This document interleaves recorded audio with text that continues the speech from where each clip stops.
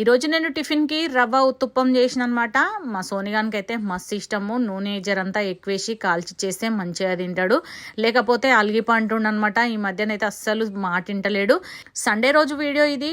Morning అయితే నేను ఇట్లా మష్రూమ్స్ వేసేసి పులావ్ రైస్ అయితే చేసిన. మీరు నమ్మరు కానీ నేను ఫ్రిడ్జ్ ఓపెన్ చేయగానే నా కళ్ళకు ఏం కనిపిస్తే అప్పటిదప్పుడు ఆలోచించుకొని ఏదో ఒకటి వెరైటీగా వండి మా ఇంట్లో వాళ్ళకు పెట్టడం నాకు చాలా అలవాటబ్బా. ముందు రోజే ప్రిపేర్డ్ ఉండకుండా నేనైతే అప్పటిదప్పుడు ఆలోచించుకొని ఇట్లా ఏదో ఒక వెరైటీ వండేస్తుంటా.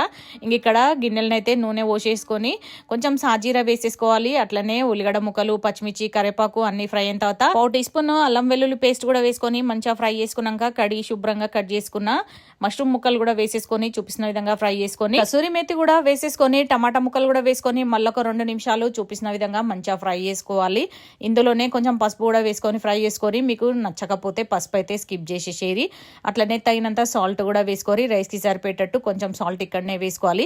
మరి సాల్ట్ ఎక్కువ వేసుకోవాల్సిన అవసరం లేదు. హాట్ వాటర్ పోసేసుకొని ఇట్లా ఒక బాయిల్ వచ్చిన తర్వాత రైస్ అయితే వేసేసుకొని, రైస్ వేసేసుకున్నాక ఉడుకు పట్టిన తర్వాత మీడియం ఫ్లేమ్ లో పెట్టి దమ్ అయితే ఇచ్చేసేరి. అన్నట్టు మీకు చెప్పడం మర్చిపోయినా కదా, ఇది 1 కేజీ రైస్ అయితే వండుతున్నా అనమాట. మష్రూమ్ పులావ్ రైస్ అయితే సూపర్ గా కుదిరింది. దీని కాంబినేషన్ గా నేను కాళ్ళ కూర కూడా చేసినబా. 15 డేస్కి ఒకసారి మా ఇంట్లో కాళ్ళ కూర ఖచ్చితంగా వండుతాము. ఇక మీకు తెలియదు ఏముంది, నాన్ వెజ్ ఏం వండినా కానీ ఫస్ట్ అయితే మా సోనిగాడు తింటాడు అనమాట. ఇంకా వీనికైతే అస్సలు నచ్చలేదు. ఈ రోజు బతలాడించుకొని మరీ తింటుండు.